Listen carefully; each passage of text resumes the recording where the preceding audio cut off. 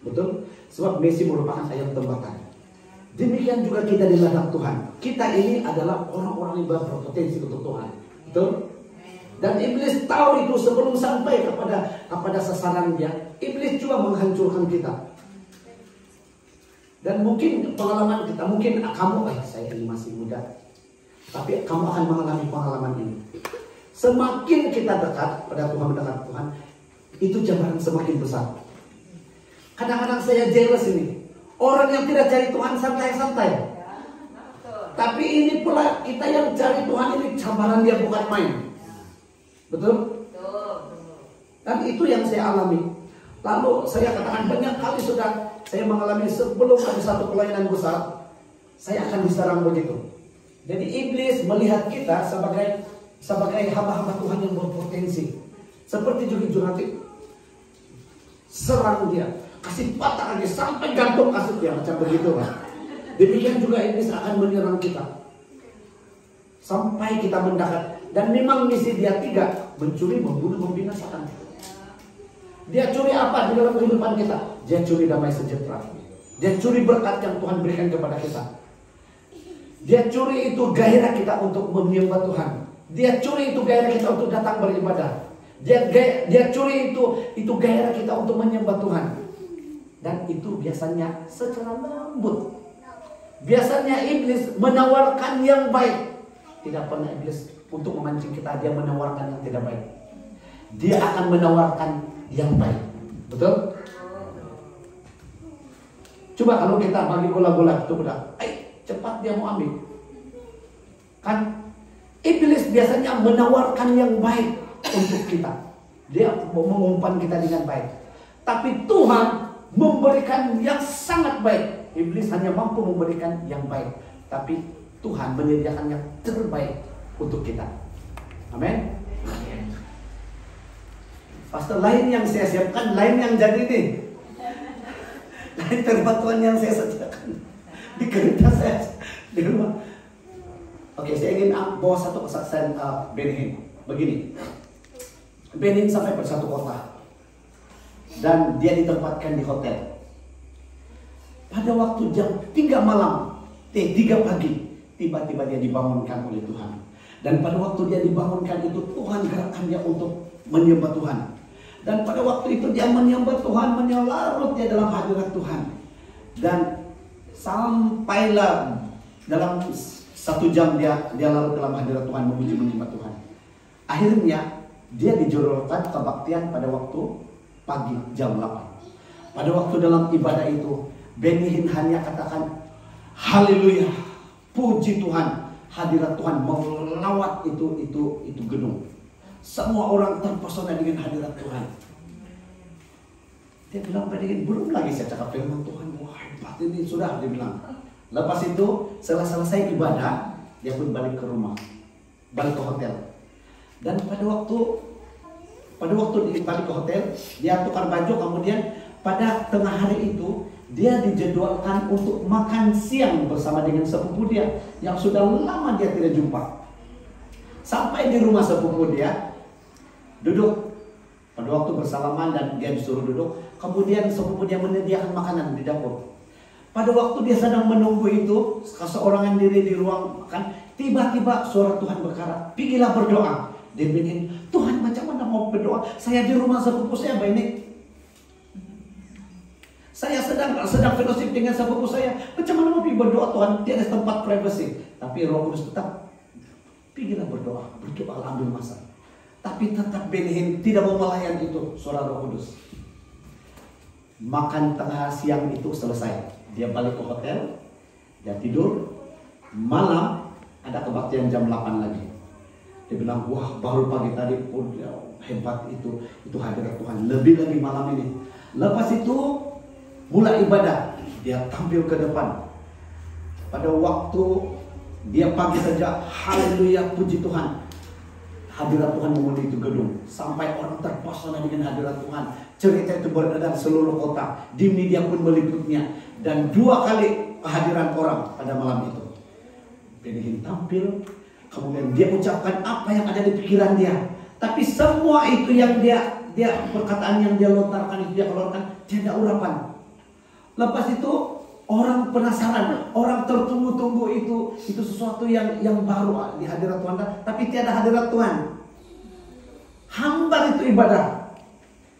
Lepas itu setelah selesai ibadah, Ben-Hinn balik ke hotel, kemudian dia kata, Tuhan, dia bilang, kenapa awal pagi tadi saya katakan puji Tuhan, haleluya, hadiratmu begitu kuat. Tetapi kenapa malam ini begitu hambar sekali Tuhan suasana kebaktian.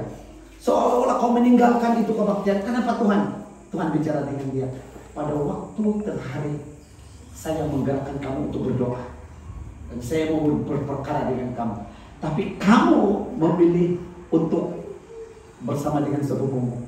Ben-Hinn masih juga, tapi Tuhan, saya waktu itu saya fellowship dengan saya punya sepupu, susah saya mau cari masa untuk berdoa. Tuhan katakan, itulah harga yang perlu kau bayar. Masih lagi Ben-Hinn mau membenarkan diri dia. Tapi Tuhan, kadang-kadang kita ini suka juga tapi-tapian ini kan. Tapi Tuhan, apa yang berlaku? Akhirnya Ben-Hinn merendahkan diri. Tuhan, ampuni saya. Saya betul-betul tidak. Biasanya sesuatu yang tindakan kita yang melawan hati nurani kita akan rasa bersalah, betul? Demikian juga Ben-Hinn.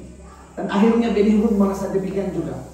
Dia merasakan yang dia sudah mendukakan satu pribadi, yaitu pribadi Roh Kudus. Lalu setelah menyadari itu, dia berbalik, dia katakan, dia merendahkan diri berbalik pada Tuhan, ampuni saya.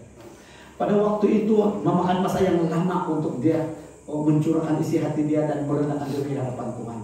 Akhirnya setelah 1,5 jam dalam persekutuan, dia dipulihkan kembali.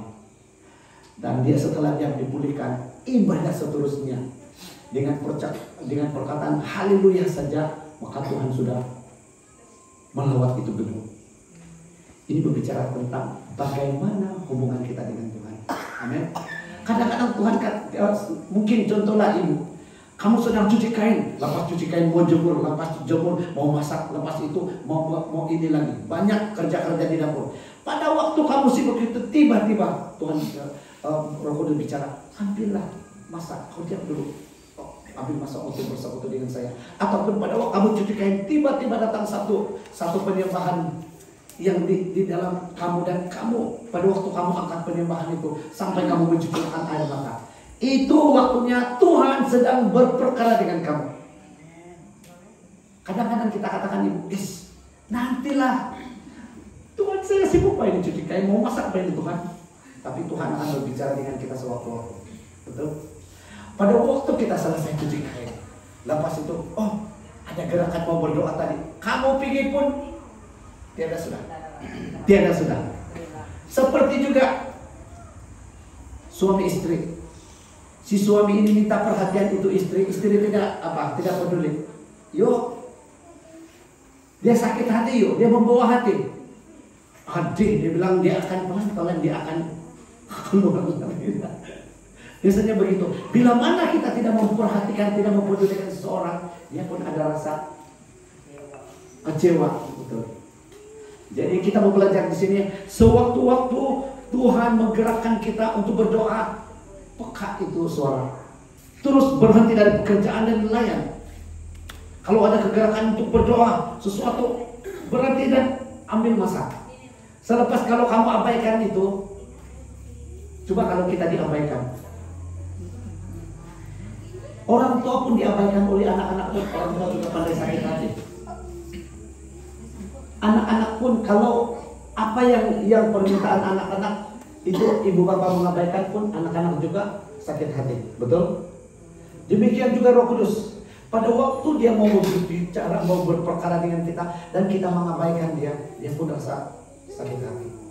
Sebab itu kita mau perlu belajar peka.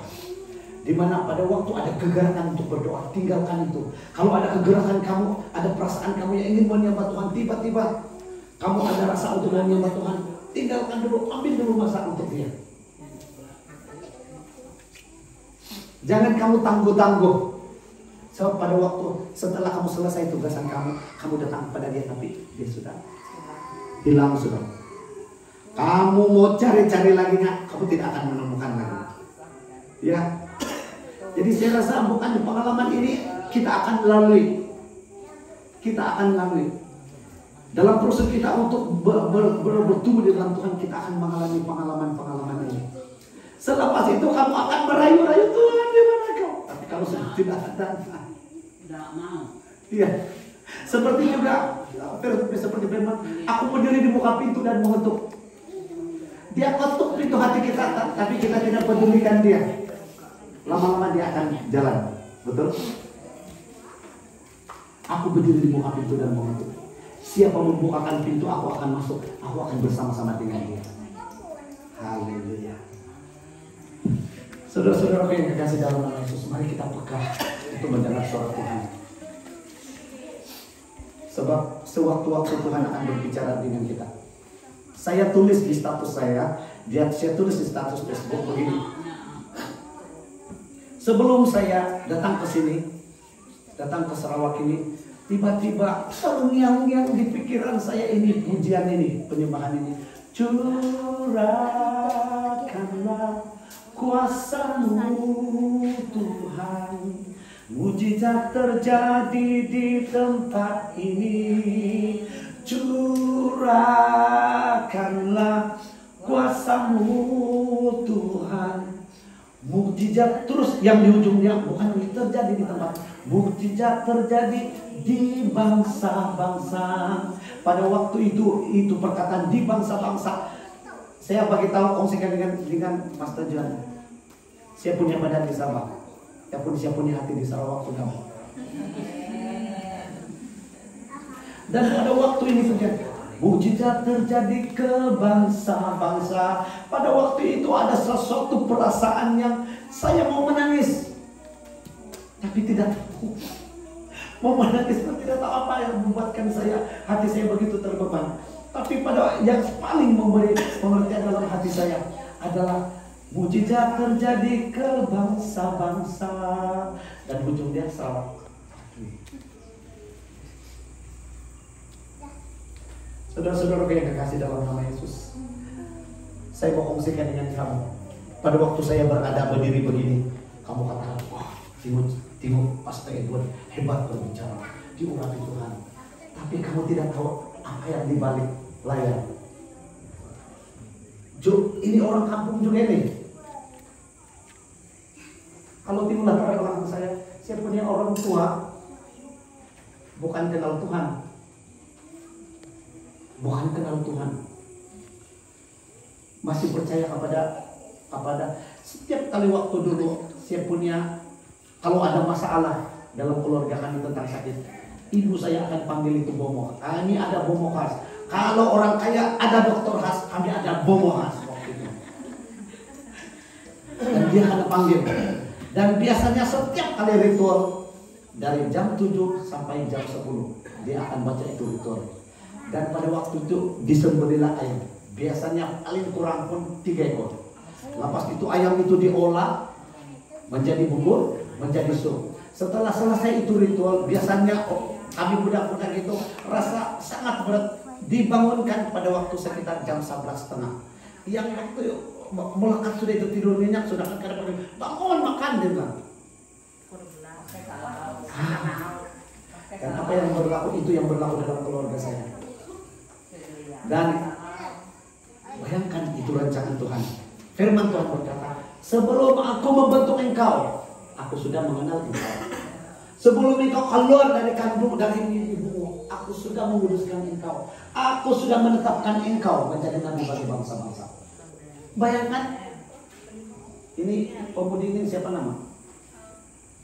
Di Suara. Silia, Uma, sebelum kau ada, baru kau punya bapak berpacaran dengan mama, kau sudah dalam rancangan Tuhan. Belum pun ada, tapi belum pun mereka baru mau cakap I love you, kau sudah ada dalam rancangan Tuhan. Lepas itu mereka ambil keputusan untuk bersekutu bersama, untuk berkawin bersama. Dan pada waktu itu, pada waktu mereka mengambil keputusan untuk berkawin menjadi pasangan suami istri, kau sudah ada dalam rancangan Tuhan. Padahal waktu itu kau belum ada apa-apa. Setelah sekarang ini kau hadir karena Tuhan punya rancangan. Bukan saja kau lahir dalam dunia, Tuhan karena rancangan Tuhan, tapi Tuhan juga akan menyertai engkau. Tuhan akan memberkati engkau. Tuhan akan menyediakan masa depan yang cemerlang, yang gemilang untuk engkau. Tuhan juga akan menyediakan pacar untuk engkau. Pacar tidak sabar saja.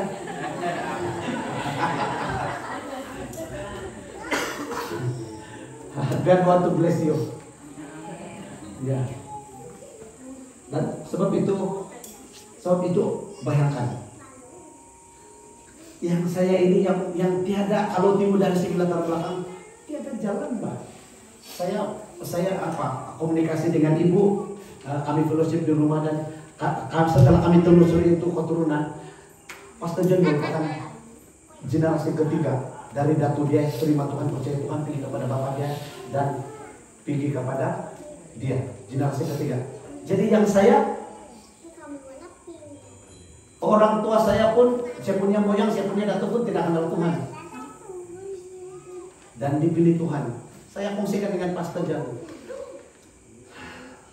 Bayangkan, saya dengan istri, satu hari masa nanti saya punya istri akan datang ke sini untuk menjadi berkat untuk gereja di sini. Kami lahir di tahun yang sama, tahun 69. Saya lahir 28 hari bulan 2, dia lahir 11 hari bulan 3. Dan di sekolah, saya punya istri ini top 3 dalam itu dalam tingkatan 5 pada waktu 85. Tapi Tuhan tidak memberkati dia dengan pekerjaan. Saya berusaha, dia pergi temu juga guru, dia pergi temu juga jururawat, banyak lagi temu juga, tapi tidak pernah satu itu yang sanggup. Dan apa yang berlaku? Tuhan tidak bagi dia pekerjaan. Kalau Tuhan bagi dia pekerjaan, anak kami tidak akan sampai 11. Tidak akan sampai 11. Jadi dia buat pengabdian untuk menjaga kami punya anak-anak, sampai daripada anak-anak kami 11 itu semua anak-anak kami melayani Tuhan. Jadi Bapak Louis, kau baru 2, saya 11, kau mesti capai saya 9 lagi ya, Bapak. Supaya jemaat akan jadi ramai, supaya diutus kau dia, kau pekerjaan kau lah. Gurawa. Atau mau berdoa pas tahun untuk itu. Ya. Dan saya tengok sekarang, bayangkan saya berdoa dengan orang lain. Saya berdoa untuk mereka untuk dapat kerja. Sekejap saja 1-2 minggu dapat kerja sudah. Saya berhabis berdoa untuk anak saya tidak dapat kerja. Ya, rupanya rancangan Tuhan begini. Kenapa anak saya tidak diberi pekerjaan? Sebab keseluruhan itu anak saya yang laki-laki semua pemuzik. Orang punya abang sulung, Pastor Niko, dia jaga gereja. Jadi semua ada yang Melvin sebagai keyboard, Melvin sebagai gitar, Weno keyboard, Melki bass, kemudian si Edo drama. Bayangkan si Edo, pada waktu kami berpergian misi, dia ada main drum. Waktu itu dia baru tahun 4. Jadi pada waktu itu abang dia ajar dia. Bayangkan dari jam 7 sampai jam 12 malam mereka latihan setiap hari. Sampai pada satu ketika di mana-mana kami pelayanan, kan heran orang, kecil lagi, tapi dia punya talenta bermain drum hebat. Dan semua itu untuk kemuliaan Tuhan. Dan sekarang anak-anak saya semua melayani. Jadi baru saya mengerti bahwa maksudnya ini rancangan Tuhan. Istri saya tidak diberi pekerjaan. Biasanya orang yang bekerja ya, guru biasanya mereka akan hadkan. Mereka punya anak-anak 1 atau 2 saja. Betul atau tidak? Karena mereka menyibukkan diri dengan pekerjaan mereka.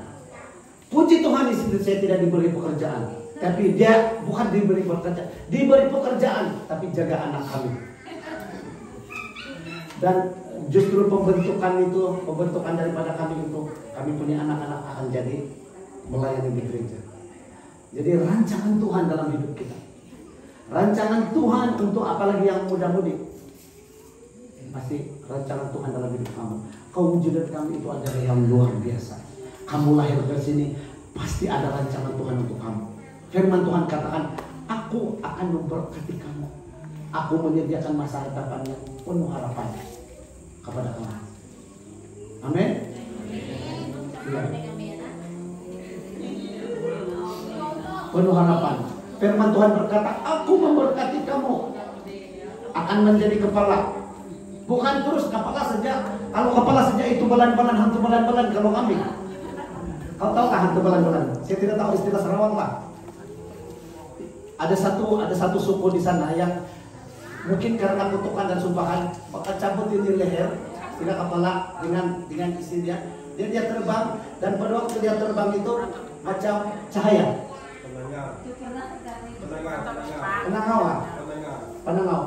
Penanggal. Kalau kami di istilah di Sabah, kami istilahkan dia balan-balan. Ya.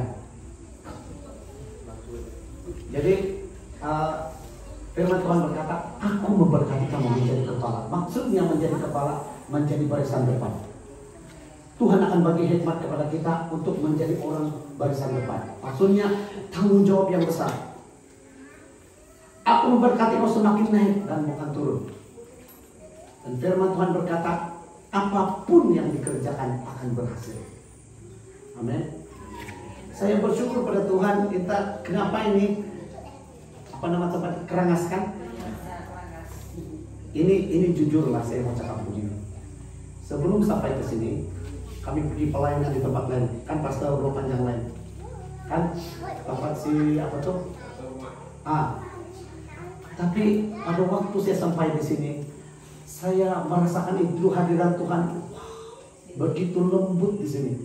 Sebab itu saya bicara dengan pastor, saya katakan, pastor, the fire of revival may be starting in Kerangas. Saya pernah bicarakan dengan dia. Dan kenapa itu saya katakan, sebab saya merasakan itu Roh Kudus begitu lembut di sini. Dan begitu, saya pun tidak mau, susah saya mau explain. Tetapi itu yang saya rasakan. Dan saya ini orang luar, baru. Bukan saya selalu di sini. Tapi baru sampai, tapi saya betul-betul merasakan bahwa ada sesuatu, something yang spesial di sini yang saya tidak tahu macam mana, tapi saya rasakan macam yang itu hadirat Tuhan begitu strong di sini. Sebab itu saya beritahu dengan pastor, apakah yang di Kerangas ini akan mulai itu revival untuk global? Itu yang saya ada bicara dengan pastor. The revival start when all of you start to pray and worship God. Bayangkan value revival terjadi kepada pelajar-pelajar sekolah menengah rendah, tingkatan 3, tingkatan 2, tingkatan 1 di Banyo. 73. Kau pikir waktu itu ada lampu kamu? Dia dalam listrik di Banyo, di hutan beto. Tetapi Tuhan melawat di sana. Dari sanalah terjadi revival. Kalau begitu, apalagi yang di sini dirobat, bukan saja ada muda-mudi di sini, tapi ada hamba Tuhan yang sudah siap di sini. Ada kamu semua. Jadi bersiap-siaplah kamu untuk satu kegerakan baru. Tuhan akan membuka pintu untuk kamu berpergian. Jangan kamu tunggu pastor dulu lah. Semua kamu ada bahagia. Amin. Panggilan Tuhan dalam hidup kita. Pada waktu sebelum kita wujud pun sudah kita di rancangan Tuhan. Pada waktu kita lahir pun kita masih dalam rancangan Tuhan. Pada waktu kita membesar pun, kita jadi muda-mudi pun, kita masih tetap dalam rancangan Tuhan. Dalam apapun dalam kehidupan kita, kita tetap dalam rancangan Tuhan. Cuma kadang-kadang kita ini menjauhkan diri daripada panggilan Tuhan. Betul? Panggilan Tuhan. Bila mana kita menjauhkan diri dengan panggilan Tuhan, maka apa yang terjadi? Tuhan akan izinkan berbagai masalah menimpa datang pada kita. Betul? Begini. Ada 100 domba. Dalam 100 domba tiba-tiba terpisah ini satu domba. terpisah ini satu domba, karena kuruyuk banyak satu domba oleh serigala-serigala, betul atau tidak? Betul atau tidak? Dia sudah protection kan? Dan bayangkan kalau dia sudah terpisah daripada kawanan yang 100 itu, dia terpisah satu dan menjadi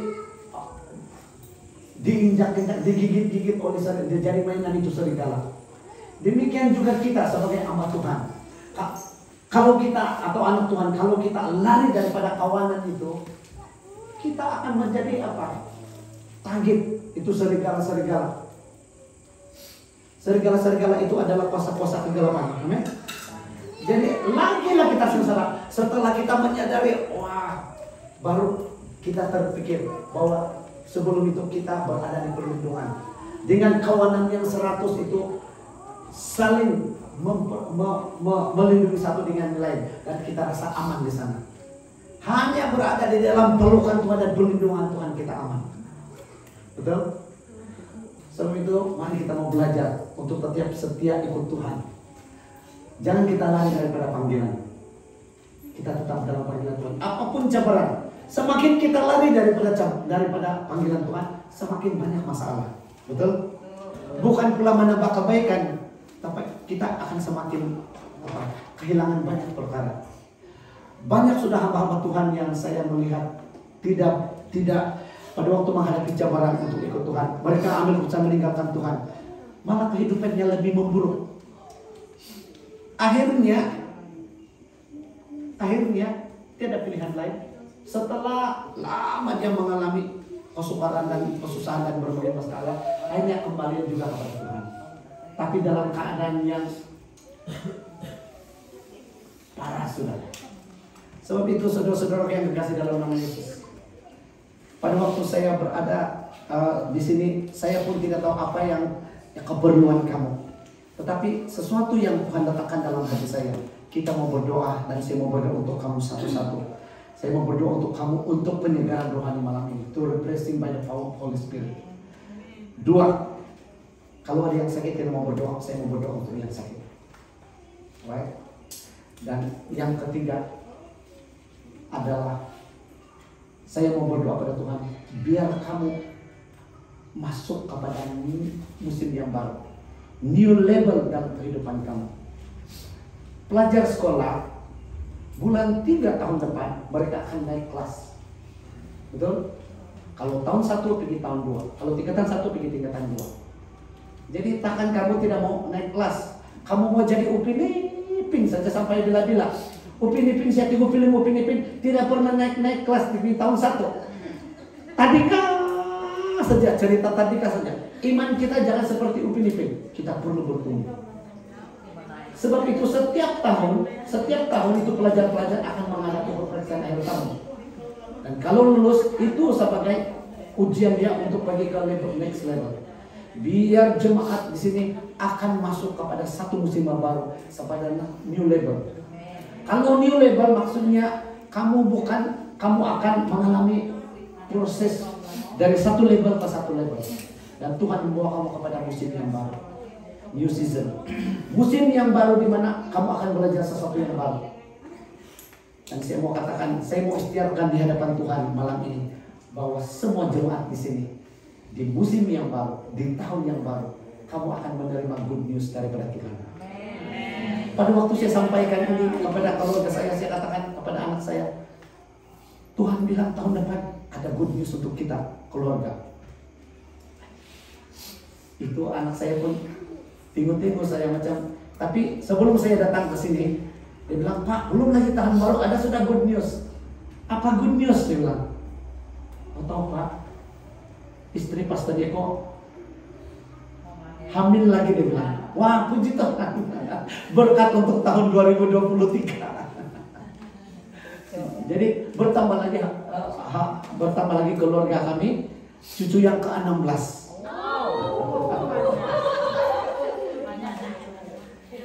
Jadi ingat itu loh. Cucu pun istirahat. Ya, tapi itu dalam rancangan Tuhan. Amin. Jadi siapa yang mau didoakan malam ini supaya supaya Tuhan berkati lagi dengan anak. Kalau boleh kasih kalah lebih itu 11.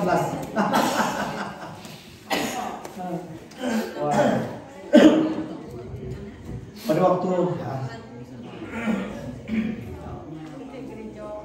waktu saya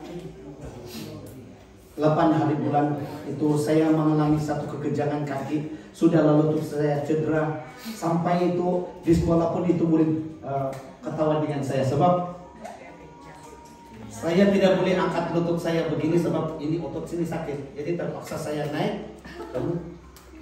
Gitu. Ketawa itu murid. Turun pun begitu. Ketawa itu murid. Dan pada waktu itu susah hati saya sebab 8 hari bulan tiba-tiba saya kena keren di sini. Dan Tuhan mencap ini pelayanan lagi bersama ini. Dan pada waktu itu dalam keadaan kesakitan saya macam-macam kaidah saya mau buat untuk kasih apa itu keren kaki saya itu. Lepas itu saya tahu bahwa setiap kali pelayanan besar itu berlaku. Itu serangan coba menggagalkan saya daripada pelayanan. Tapi pada waktu pelayanan itu jam 8 itu pada waktu saya menyampaikan firman Tuhan. Dan setelah pada firman Tuhan, pada waktu saya turun daripada mimbar dan saya berdoa untuk orang-orang yang semua youth yang ada dari Ranau pada waktu itu. Dan pada setiap kali saya tumpang tangan, itu urapan Tuhan begitu kuat sehingga mereka semua jatuh di dalam hadirat Tuhan. Dan saya pada waktu saya melihat itu, saya tidak ada kata yang keluar dari hati, hanya Tuhan. Terima kasih saja itu yang keluar dari hati saya. Jadi satu yang saya rindukan terjadi, bahwa gereja ini tetap bertumbuh. Kamu semua bertumbuh, kamu masuk kepada musim yang baru, kepada dimensi yang baru, kepada level yang baru, di dalam pengenalan akan Tuhan, di dalam pemberitaan firman Tuhan, di dalam penyembahan kamu. Pada waktu kamu masuk pada musim yang baru, kamu bertumbuh. Pada waktu kamu kamu bertumbuh, dan Tuhan akan memakai kamu dimanapun kamu berada. Di situ mimbar kamu. Saya sebagai guru, mimbar saya adalah di sekolah, dan itu menjadi yang saya injili adalah itu pelajar-pelajar. Kalau kamu seorang pelajar, mimbar kamu di sekolah, kamu tetap menjadi terang di sana kepada rekan-rekan kamu. Saksikan tentang pekerjaan Tuhan di dalam hidup kamu. Apa perbuatan Tuhan, apa pekerjaan Tuhan mengubah kamu, saksikan itu. Kalau kamu di pekerjaan, di dalam satu syarikat, kamu ada orang-orang yang hampir dengan kamu, dan kongsikan tentang Tuhan, beritakan tentang Tuhan. Dan inilah kita pergi kepada marketplace. Pelayanan terbesar gereja ini bukan di gereja, tapi di marketplace. Kamu sebagai pelajar, kamu di sekolah. Saya sebagai guru, saya di sekolah. Louis di pekerjaan dia. Ibu-ibu di dalam lingkungan ibu-ibu. Di sana kamu melayani. Amin. Kalau bapak-bapak, kamu pun masing-masing ada marketplace di sekeliling kamu, orang-orang yang ada di sekeliling kamu. Itulah yang kamu layani. Amin. Semua kamu bergerak. Gereja ini bertumbuh dan akan menghasilkan buah 100 kali lipat. Lepas itu terus Tuhan bawa Bapak Jan pergi, Pastor Jan pergi lagi tempat lain. Sebab kau tahu banyak seringkali saya bicarakan begini. Kamu karena siap. Tuhan berkata, utara, selatan, timur, dan barat Sarawak. Tuhan berikan visi untuk kamu, beban untuk kamu. Bukan di Roban saja. Utara mana? Lawas. Nah, selatan mana? Selatan mana? Ayo. Brunei pun kalau Tuhan bagi kamu, kalau Kalimantan pun Tuhan bagi kamu, sabar saya punya lah.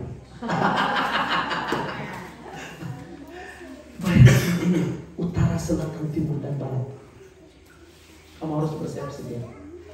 Kalaupun katakannya, saya ini tua sudah, kamu tetap ada pelayanan sebagai pondok syafaat mendukung para hamba-hamba Tuhan.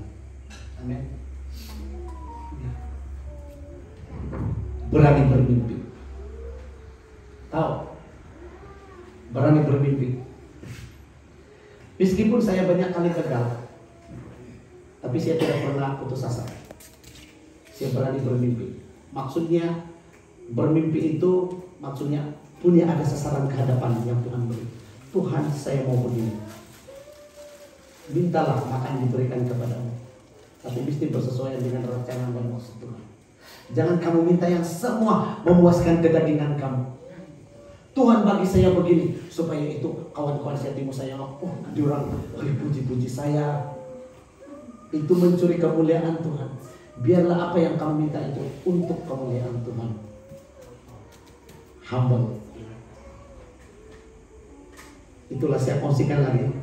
Ini orang kampung ini yang bergelumang dengan lumpur di sawah. Tapi Tuhan angkat menjadi saluran berkat ke bangsa-bangsa. Amin. Dan kamu tahu nubuatan untuk saya yang terbaru adalah Tuhan akan bagi kepercayaan kepada saya, kepada kita semua, kebersamaan kita untuk Southeast Asia, Philippines, Myanmar, Cambodia, Laos, Vietnam, Thailand, Singapura, Indonesia, Brunei, dan itulah saya katakan kepada Pastor John, kau siap-siap sebab Southeast Asia Tuhan akan berikan kita untuk berjalan bersama. Dan bukan kami saja, kami ini merintis saja, tahu merintis, bikin jalan. Kalau dalam hutan bikin jalan, supaya yang menyusul sama semua ada sudah itu jalan, senang sudah kamu gerak. Amin. Jadilah kepada kita semua menurut kehendak dan rencana Tuhan. Saya teringat pada waktu saya pelayanan di Kota Merdu, dan kami bersama-sama dengan satu kolaborasi dengan misionaris daripada Korea. Pada waktu itu mereka mengangkat satu penyembahan dalam bahasa Korea, dan saya translate dalam bahasa kita. Dia bilang situ, kamulah saluran bangsa di dalam perjanjian Tuhan. Olehmu segala bangsa kembali kepada Tuhan. Kamulah saluran berkat di dalam perjanjian Allah. Olehmu segala bangsa kembali kepada Yesus. Kamulah saluran bangsa. Kamulah saluran berkat ke bangsa-bangsa. Amin. So banyak lagi suku-suku bangsa yang ada di Sarawak. Tapi kamu adalah anak sulung Tuhan bagi Sarawak. Dan Tuhan sudah memberikan kamu otoriti untuk hak kesulungan itu untuk memberkati suku-suku yang lain. Ada banyak suku-suku yang ada di Sarawak ini. Suku-suku yang kecil. Contohnya kayak Kenyang, kan? Jadi itulah semua suku-suku yang kamu akan berkati mereka. Penang, ya. Banyak. Itu baru kita bicara tentang Sarawak pun sudah banyak. Apalagi kalau kita sudah masuk ke Kalimantan, masih banyak lagi. Jadi jalanilah seluruh Borneo ini, Indonesia, Malaysia, dan Brunei, dan berkatilah semua bangsa-bangsa yang ada di Kalimantan ini. Sebab itu saya mau bergerak dalam Borneo Revival ini. Dan saya puji Tuhan, saya sampai di tempat kamu dan saya sudah kongsikan ini dengan kamu. Dan kamu pun Tuhan sudah bagi hati untuk melihat itu kegerakan, kebangkitan untuk Borneo Revival. Sebab di Borneo Revival ini anak sulung bagi Tuhan untuk Sarawak adalah kamu. Kamulah bangsa terpilih, imamat yang terjadi kata Tuhan, umat kepunyaan Allah sendiri. Haleluya. Saudara-saudara yang dikasih